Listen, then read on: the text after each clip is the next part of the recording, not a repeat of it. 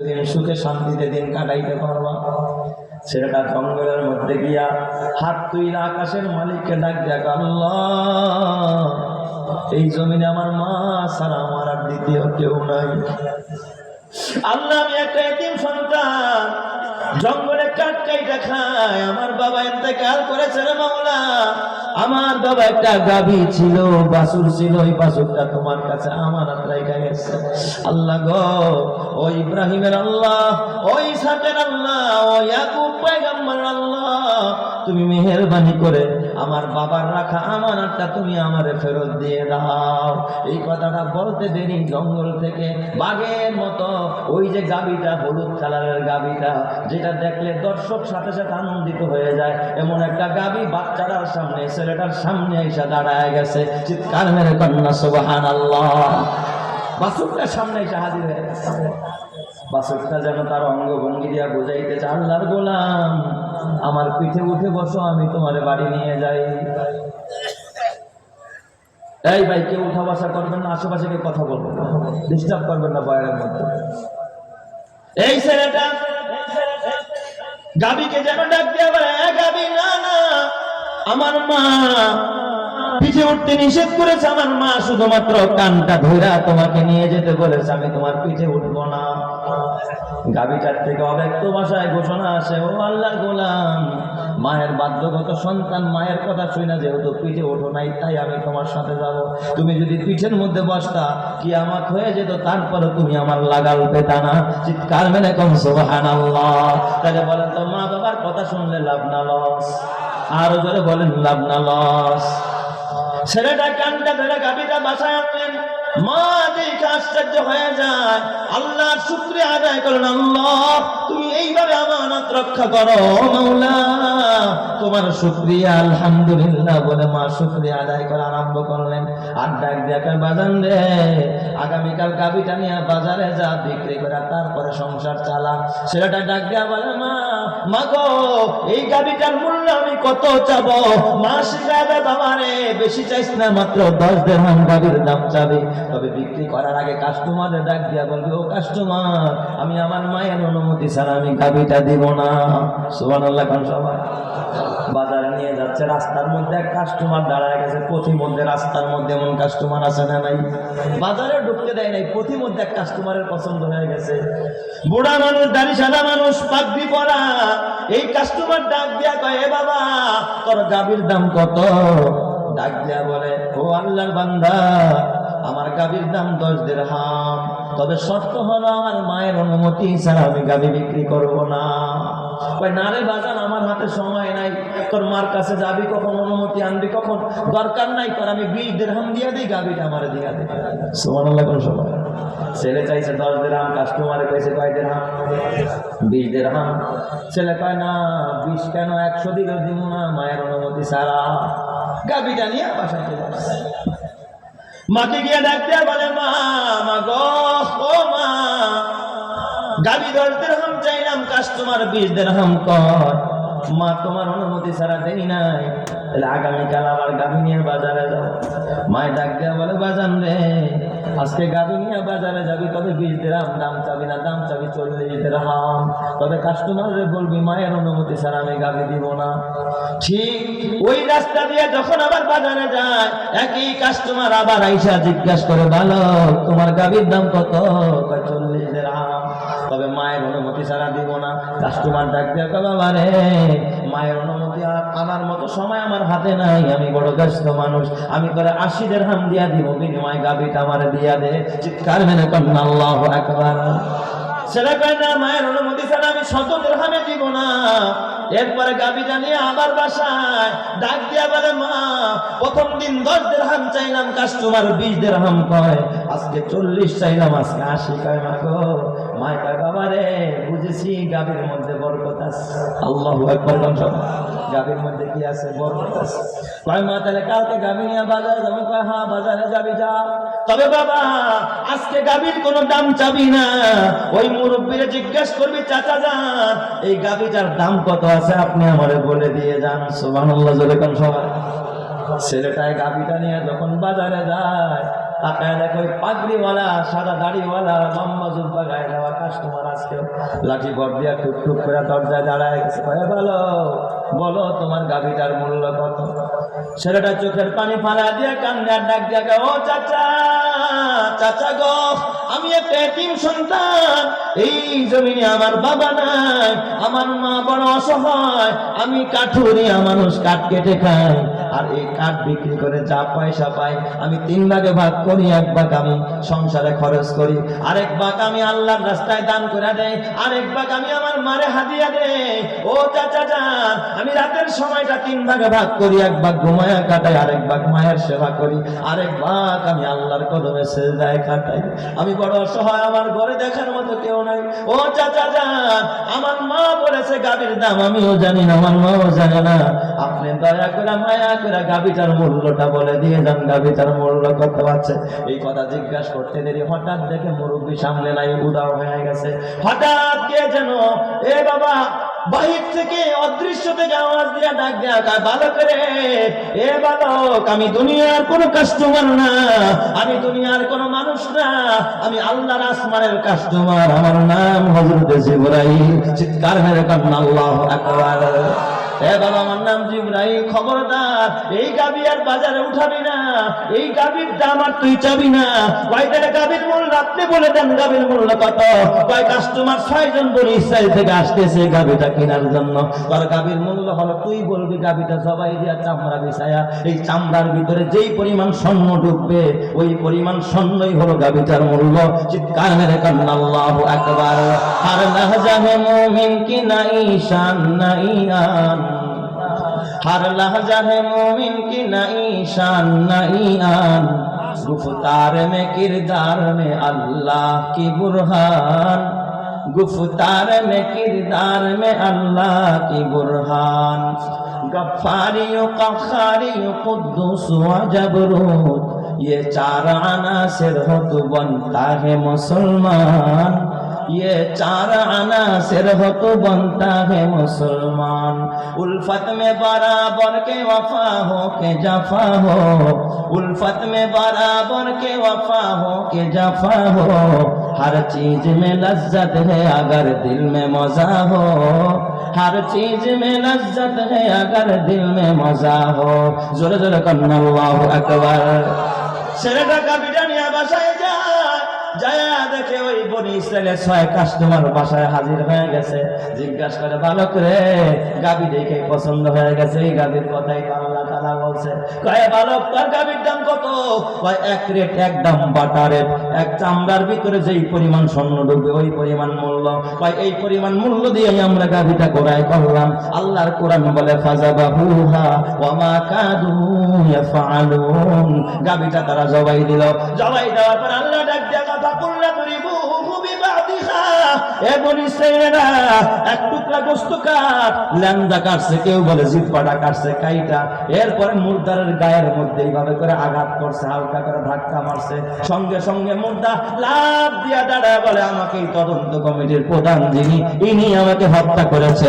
চিৎকার মেরে কান্না আল্লাহু আকবার। আর যারা বলেন আল্লাহু আকবার। এই যুগ যদি এখনো থাকতো, পিলখানা সহ হেফাজত সহ যত হত্যাকাণ্ডের ঘটনা কারা ঘটাইছে, কারা নাটাই ঘুরাইছে, অকপটে সব বলে দিত। কথা ঠিক কিনা জোরে কর। এ আমার বাবা, খবরদার খবরদার। তবে এই যে বাচ্চাটা, ছেলেটা যে এত বরকত পাইল, এটা এমনি এমনি না, মায়ের খেদমতের কারণে, মায়ের দোয়ার বরকতে। কথা ঠিক না ঠিক জোরে কান। এই জন্য আমার বাবা, সন্তান যদি মায়ের বাধ্যগত সন্তান হয় আর মা যদি হাত তুলে দোয়া করে দেয়, ওই সন্তানের দুনিয়া ও আখিরাতে যিনি সফলতা দান করবেন তিনি কে? আর ওই সুসন্তান পয়দা হয় আমাদের দেশের স্কুল কলেজ ভার্সিটিতে। কথা কয়, হ্যাঁ, স্কুল কলেজ ভার্সিটি থেকেই বেশিরভাগ সুসন্তান পয়দা হয়। এ আমার বাবা, আমি খবর নিয়ে দেখেছি আগারগা, আমার এলাকার বৃদ্ধাশ্রমে আমি বারবার গিয়েছি। বহু মায়ের বাবা খবর নিয়েছি, বেশিরভাগ দেখেছি বিসিএস কারা চাকরি করবো, ওসি সাহেব ডিসি সাহেব বাসায় থাকতে পারে না, মা রেখে পাল্টে বৃদ্ধাশ্রমে দিয়ে দিচ্ছে। অথচ কোনো ইমামের মা, আলেমের মা, কোনো মুয়াজ্জিন সাহেবের মা, মুহাদ্দিস সাহেবের মা, মুফতির মা জীবনেও কোনোদিন বৃদ্ধাশ্রমে যায় নাই। কথা ঠিক কিনা? এ আমার বাবা, এখনো পর্যন্ত আপনারা খুলনার মানুষ, আপনারা এই পাশের এলাকা নিরালা, এই নিরালার 22 নম্বর রোডের ভিতরে এখনো গুগলে সার্চ দিয়ে দেখেন, এক সাংবাদিকের সাক্ষাৎকার দেখলাম, জাতীয় দৈনিকের ভিতরে খবর প্রচার করেছে। এক আল্লাহর বান্দা 5 জন সন্তান, মাকে ভ্যানে উঠাইয়া ফুটপাতের মধ্যে রাতের বেলায় ফালায়া রাখছে। কথা ঠিক না বেঠিক? যারা কন এরা আসলে সুসন্তান নয়, এরা সন্তান নামের জানোয়ার, সন্তান নামের পশু ছাড়া কিচ্ছু নয়। কথা ঠিক না বেঠিক? যারা কন এই জন্য আমার বাবা, মা কিন্তু বড় নিয়ামত। আল্লাহ নবীর কাছে সাহাবায়ে কেরাম জিজ্ঞাসা করলেন, মা হাক্কুল ওয়ালিদাইনি আলা ওয়ালাদিহিমা ইয়া রাসূলুল্লাহ। ওগো নবীজি, পিতামাতার সন্তানের উপরে পিতামাতার হক কি? আল্লাহর নবী বলে নাই 14টা হক, 15টা হক। আল্লাহর নবী এই কথা বলে নাই। আল্লাহর নবী এক কথায় উত্তর দিয়া দিয়েছেন, হুমা জান্নাতুকা ওয়া নারুকা। তোর মা বাবাই তোর জান্নাত, তোর মা বাবাই তোর জাহান্নাম। তার মানে মা বাবা রাজি, আল্লাহ রাজি, জান্নাত রেডি। মা বাবা বেজার তো আল্লাহ বেজার, জাহান্নাম রেডি। কথা ঠিক কিনা? এই জন্য আমার বাবা খবরদার, খবরদার, এই নিয়ামত হারায় গেলে পাবি না। আহারে, মা থেকে দূরে গিয়া দেখ কি যন্ত্রণা। গত কয়েক মাস আগে রে বাবা, এক কাতার প্রবাসী কয়েকদিন যাবত আমাকে হোয়াটসঅ্যাপে খালি মেসেজ দিতেছিল, আমি উত্তর দেওয়ার সময় পাইতেছিলাম না। হঠাৎ মাহফিল শেষ করে রাত্র 12টার পরে 12:30 আমি তখন গাড়িতে বসে আমার ফোন করে বসছে। আমি তার ফোন রিসিভ করলাম। তার প্রথম শব্দ হলো, হুজুর আপনার কাছে মেহেরবানি করে ক্ষমা চাই, ফোনটা কাটবেন না, একটু সময় আমার মেহেরবানি করে দেন, আমি কাতার প্রবাসী। ঠিক আছে বলেন, আপনি অনেক মেসেজ করেছেন, সময় পাইনি উত্তর দিতে, বলেন কি বলতে চান।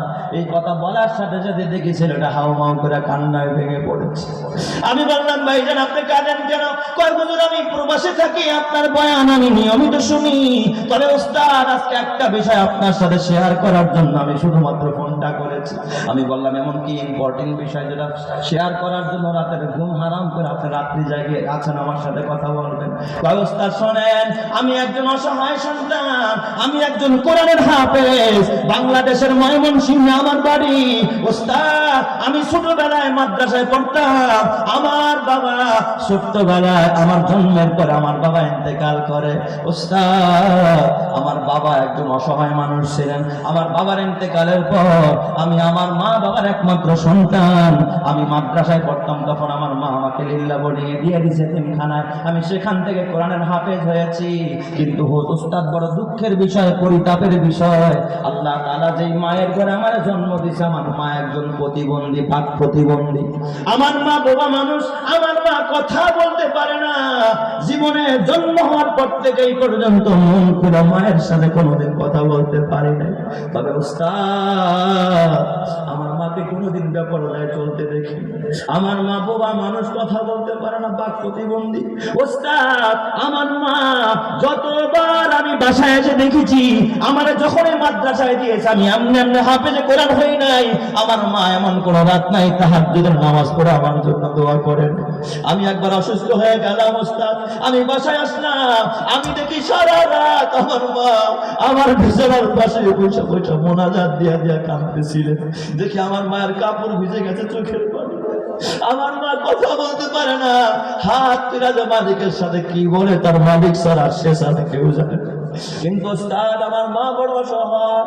আমি হেফজ শেষ করার পর যখন একটু বুঝমান হইলাম, কিতাবখানায় ভর্তি হব, আমার মা ওই সময় এক পর্যায়ে মানুষের কাছে ভিক্ষা বৃত্তি আরম্ভ করে দিচ্ছে। সংসার চলে না, কে খাওয়াবে, কি আমার খরচ দিবে, পড়াশোনার খরচ, ঘরে সংসার চলে না, বাতি চলে না, রান্না চলে না, মা অর্ধাহারে অনাহারে দিন কাটায়। একদিন আমি আমার মায়ের করুণ হালাত দেখে আমি আর সইতে পারি নাই। আমি মাকে বললাম, মা গো, কত মানুষ বিদেশে যায়, আমার একটু বিদেশ পাঠানোর ব্যবস্থা করে, তো কষ্ট সইতে পারি না। হুজুর আমার কণ্ঠটাও ভালো ছিল, কাতারে ইন্টারভিউ দিলাম, আমার এক আত্মীয় বিদেশ থাকে, তার মারফতে আমার বাবার রেখে যাওয়া একটু সম্পদ ছিল, বিক্রি করে দিলাম, তারপর আমি কাতার আসি। আজকে 6 বছর যাবৎ আমি কাতারে। হুজুর বিদেশ আসার পর আমার মা বড় একা হয়ে যায়, বড় অসহায় বউ, আমার কথাও বলতে পারে না, চলতেও পারে না, কোথাও যেতেও পারে না আমার মা। আমি মাঝে মাঝে ভিডিও কল দিই, আমার মা জিজ্ঞাসা করলে তো উত্তর দিবে, সে তো বাবা মানুষ, কথা বলে না। আমার মা শুধুমাত্র আমাকে 2টা জিনিস দেখাইতো। 1 নম্বরে এইভাবে মোনাজাত দিয়ে দেখাইতো আমি যেন আমার মার জন্য দোয়া করি, আর একটা দেখাইতো আমার মা এইভাবে হাত দিয়ে আমি যেন 5 ওয়াক্ত নামাজ পড়ি। এই 2 জিনিস ছাড়া আমার মা আমার আর কিছু দেখাইতো না। আমি একদিন মাকে ডাক দিয়া বললাম, মা গো, ও মা তোমার কি লাগবে মা?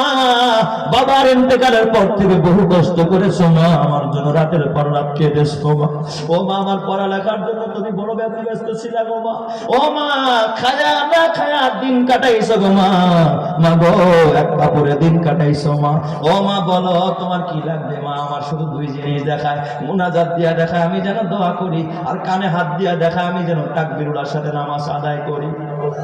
আমার মা 2 জিনিস ছাড়া কিচ্ছু বলতে পারে না, কিছু বলেও না। আমি হুজুর গত রমজানে দেশে আসছিলাম, ঈদের সময় দেশে ছিলাম। আমি আমার মাকে রমজানের শেষের দিকে আমি বললাম, মা ঈদের 2-3 দিন পর আমি দেশে আসবো, মা গো তোমার কি লাগবে? ভিডিও কলের মধ্যে মা তো বলতে পারে না, মারে দেখাইলাম মা কি লাগবে, নাকে হাত দিয়ে দেখাইলাম নাকের ফুল লাগবে না, কানের দুল, গলার মালা নিবা না, হাতের বাড়া নিবা? হুজুর কসম আল্লাহ, আমার মা না করেছে, আমার মা বলেছে আমার কিচ্ছু লাগবে না। তারপর আমি আমার মায়ের জন্য নাকের ফুল কিনেছি, কানের দুল কিনেছি, গলার মালা কিনেছি, হাতের বালা কিনেছি। কিন্তু হুজুর কসম আল্লাহ, আমি যেদিন বাসায় আসবো আমার মা বড় আনন্দিত ছিল, আমার কলিজা ছেড়ে ধর এত বছর পর দেশে আসবি। আমার মা দিন রাত করে ঘর দুয়ার গুছাইছে, আমার মা রাতের বেলায় কল পরিষ্কার করতে গেছে, ওযু করতে গেছে। আমার মা ওখানে ছিল একটু ঢালু জায়গা, পিস্তা জায়গা, ওই জায়গা গোচর খেয়ে পড়ে আমার মায়ের ঘাড়ের একটা রক ছেড়ে আমার প্রতিবেশীরা আমার মায়ের মেডিকেলে ভর্তি করে। হুজুর আমার মায়ের কি অবস্থা আমি জানি না, ওই মেডিকেলে আমার মা ইন্তেকাল করে। ঠিক আমি তো স্বর্ণ কিনে ফেলেছি, গুছায় ফেলেছি, আমি বাড়িতে এসে দেখি আমার ঘরে খালি করে আছে, আমার মা তো ঘরে নাই। মায়ের কবরের পাশে গিয়া দাঁড়ায় বলছি, মা কত কষ্ট করলে গো মা, আজকে নাকের ফুল আনলাম, কানের দুল আনলাম, গলার মালা আনলাম, হাতের বালা আনলাম, আমি কারে দিব গো মা? কে পড়বে অলংকার? হুজুর আমার মা তো জবাব দেয় না। হুজুর এখনো পর্যন্ত অলংকার গুলো আমার ঘরে পড়ে আছে, আপনি শুধু সমাধান দেন, আমি এই অলংকার গুলো এখন কি করতে পারবো? আমার মায়ের জন্য টানছি। আমি বললাম, যুবক রে, এ বাবা, মায়ের ভালোবাসার নিকট হৃদয়ে থাকে, তার এই মায়ের নামে পারলে করে এলাকায় একটা হেফজখানা বানা, একটা কোরআনের ঘর বানা, ওখানে 24 ঘন্টা কোরআন তেলাওয়াত হবে, আর এই সওয়াব তোর মায়ের অ্যাকাউন্টে জমা হবে। ছেলেটা ঠিকই কিছুদিন পর আমার ফোন দিয়েছে, ওই অলংকার বেচে প্রায় 7-8 লক্ষ টাকা বিক্রি করে পাশে একটা হেফজখানা বানায় দিছে। কসম আল্লাহর, ওই ঘরের মধ্যে যত কোরআন তেলাওয়াত হবে, যত তাহাজ্জুদের নামাজ হবে, সব ওর মায়ের কবরে যাবে। কথা ঠিক না বেঠিক জোরে কার? এই জন্য বাবা ঘরে টেলিভিশন লাইগা কবরে যায় না, ডিশের লাইন ঢুকায় দিয়ে কবরে যায় না, পারলে একটা হেফজখানা বানায় কবরে যাও, কোরআনের ঘর বানায় কবরে যাও। তোমার ঘরটাকে জান্নাতের ঘর বানাবেন যিনি, তিনি কে? এ আমার বাবা, এই রায়ের মহল মাদ্রাসা বহু পুরাতন মাদ্রাসা, আল্লাহ ওয়ালাদের মাদ্রাসা। এ বাবা, পীর সাহেব হুজুরের মাদ্রাসা, হাজারো ছেলেরা এখান থেকে ফারেক হয়ে বহু মাদ্রাসার মুহাদ্দিস হয়ে গেছে। এ বাবা, শাইখুল হাদিস হয়ে গেছে, মুহতামিম হয়ে গেছে, তারা হাজার হাজার ছাত্র পয়দা করতেছে। এখানে শুনলাম হেফজখানার জন্য নাকি একটা ছাদ দেওয়া দরকার, যেখানে হাফেজে কোরআন না কোরআন পড়বে, যেখানে হেফজখানার 24 ঘন্টা তেলাওয়াত হবে। একজনেই পারেন একটা ছাদ করে দেওয়ার জন্য। আজকের এই মসজিদ সাক্ষী, হাজারো আলেম ওলামা সাক্ষী, এই ময়দানের ফেরেশতারা সাক্ষী, আমি আল্লাহর সাক্ষী রাইখা বললাম, এই হেফজখানা বানানোর জন্য রড লাগবে, ইট লাগবে, বালু লাগবে, সিমেন্ট লাগবে। যদি এখানে কোন এক আল্লাহর বান্দা পারেন যে হুজুর ইনশাআল্লাহ আমি এই হেফজখানা করার জন্য 50 50,000 টাকা দান করব, তার জন্য আমি দিল খুলে দোয়া করব, আল্লাহ 50 কোটি টাকার মালিক বানাবে, ডান হাতে আমলনামা দিবে, নূরের টুপি পরাবে, আলেমের বন্ধু বানাবে, আল্লাহ ওলির পিতা বানায় জান্নাতি করবে। জোরে কানা আমিন। কে দিবেন? এক নম্বর ভাই একটু হাত তুলে ওয়াদা করেন যে হুজুর ইনশাআল্লাহ হেফজখানার জন্য আমি 50,000 টাকা দেব ইনশাআল্লাহ। এ যুবক ভাই, ও বুড়া বাবা, ও ব্যবসায়ী ভাই, ও প্রবাসী ভাই, কার মা নাই কার বাবা নাই, ওই মা থাকলে মায়ের চিকিৎসা করাইতা, মায়ের খাবার দিতে, মাকে পোশাক দিতা, এই মায়ের